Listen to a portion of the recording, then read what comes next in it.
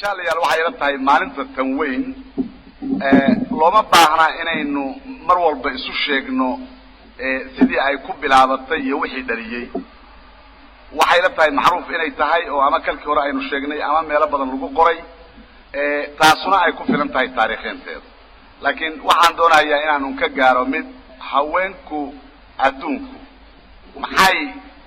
heerka ay ka joogaan iyo qiimaha ay ku leeyihiin adduunka waa maxay maxayse adduunka dhismadiisii maxay ka qabteen oo ka soo tareen waxaan isleeyahay taas iyada nafteedu ninkii aan isdhegatiraynin ama aan muraad gumaysiya aan lahayno inuusan u baahnayn faallo badan iyadana in laga baxsho ilaa xaawo iyo ka aadan maalintii la abuuray haweenta iyo ninku waxay ahaayeen laba marnaba aan kala maarmaynin waxaase ayaan darro ahayd mabaadi'aha qaarkeeda amaba ayaan darro mabaadi'aha qaarkood oo khaasa kuwa loogu yeero raasamaaliga ama xoolo qabeenka loogu yeero in ay sida ay gumaysi badan ba ugu dhaqmaaniin inay haweenka ku tilmaameen dad u baahan in lagu isticmaalo gurigana ay joogaan lana dhowr sida alaabta fiican oo aqalka la dhigto oo kaleeto inay qiimo noocaas u yeelaan iyaga oo u diidaya qiimihii aadaminimada oo qofku islahaa oo aan ka hooseyn karin midka ninku is leeyahay ka yaani taasu waxay u socotaa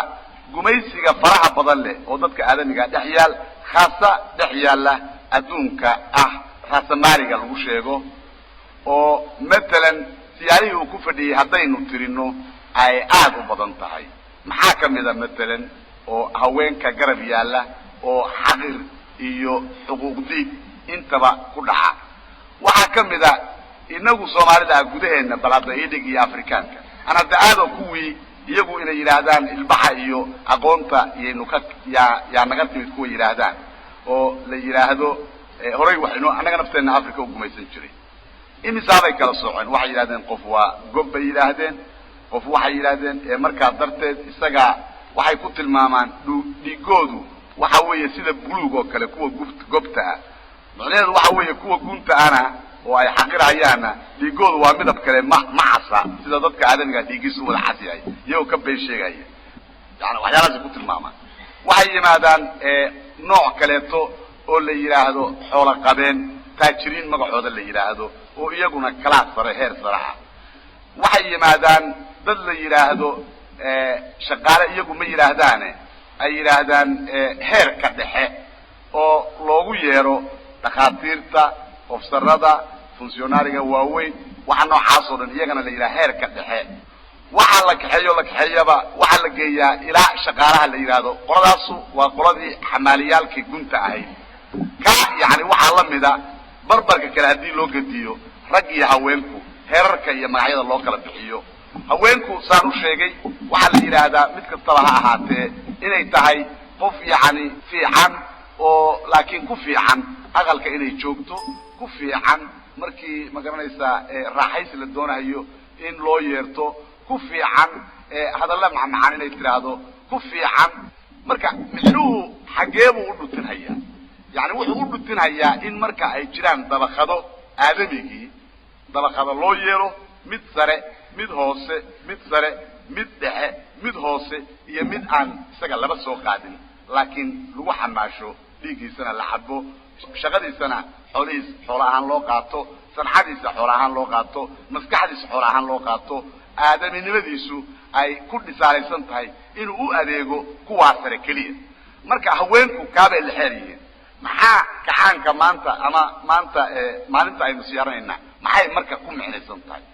waxay ku micnaysan tahay markii hawliyaanti wadaaga ay dhalatay markaas bay waxay ku dhalatay mabda la yiraahdo dadka aadamigu way isku midka adoonka oo shaqaalaha loogu yeeray ama beerleyda loogu yeeray ama laga xoogronaayo la gumaystay iyo midka kan sheegan haya xoogii iyo aqoontii iyo muxuu ahaa dhididkiisi wixii isagu kasbay inta lagu noolaado meel dheer lagu gaayo xoolo lagu helay iyo maalba haddana la yiri waa lagu gumaysanaya ka iyo kii gumaystay labadaba inay sameeyeen rag iyo haween inay siman yihiin dadka joojin la joojiyo oo la xaqiijiyo oo muran la'aan laga dhigo dadka aadamigu inay isku xaq yihiin horta xaalku meesha usla socda ka weeye waxaan jeclaan lahaa dumar haddaad tihiin dumarka Soomaaliyeed inaad fahamtaan yani mid uu iska yimid ma aha waxa wata hanti wadaaga wata raasmaaligu ma wato rag iyo dumarka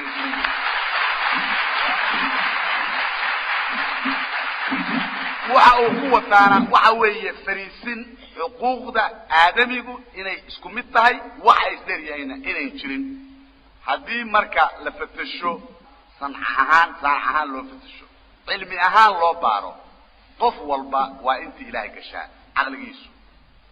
rag iyo haween isku mid weeyaan waxaad helaysaa naag doqonaad helaysaa waxaad helaysaa nin doqonaad helaysaa waxaad helaysaa naag aqli badan baad helaysaa waxaad helaysaa nin aqli badan baad helaysaa waxaad helaysaa mid iska dhexdhexaada oo Allahumma la beegiska rag iyo naagaba yaad helaysaa waxaad helaysaa mid nin adkaysi badan baad helaysaa waxaad helaysaa gabar adkaysi badan baad helaysaa waxaad helaysaa qof hawlkar ah oo ragaad helaysaa waxaad helaysaa qof hawlkar ah oo haween baad helaysaa waxaad halkaysaa geesi haweenaad helaysaa waxaad helaysaa geesi ninaad helaysaa waxaad helaysaa furay haweenaad helaysaa waxaad helaysaa furay ninaad helaysaa soo noqdo annaga sidaas bay noogu muuqataa annagu bilaabi maynay hanti wadaag oo dhan bay ugu muuqatay waxay ugu muuqataa intii ogol xuquuqul insaanku inuu mid yahay usan midab kala lahayn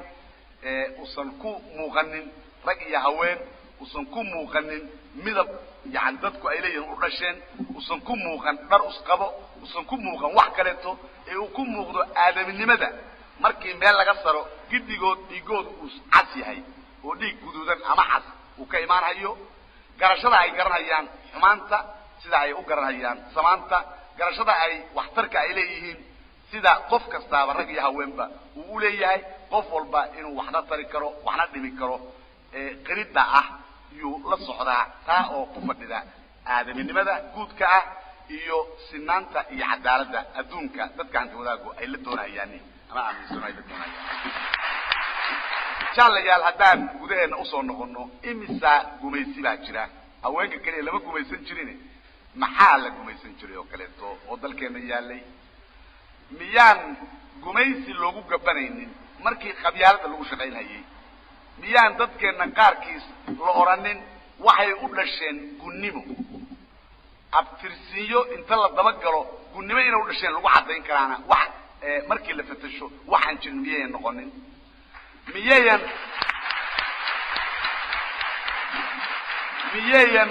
miyayan soo soconin xoogaa oo markii kor loo soo qaaday dadkii cadadkoodu xoogaa yar yahay miyaan la ogolaysin inay iyaguna gun yihiin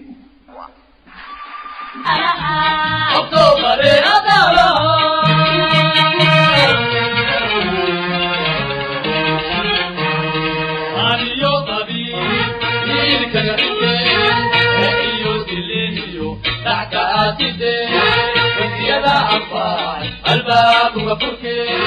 وسيله ويرمى انت عالميته وقاسك الارقالا اكتوبر ادالها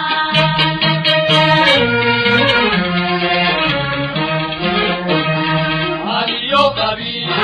فيك غريب عليو دليليو تحت عاتبي فكيلا عطاع الباب وفركي وسيله ويرمى انت عالميته وقاسك الارقالا اكتوبر ادالها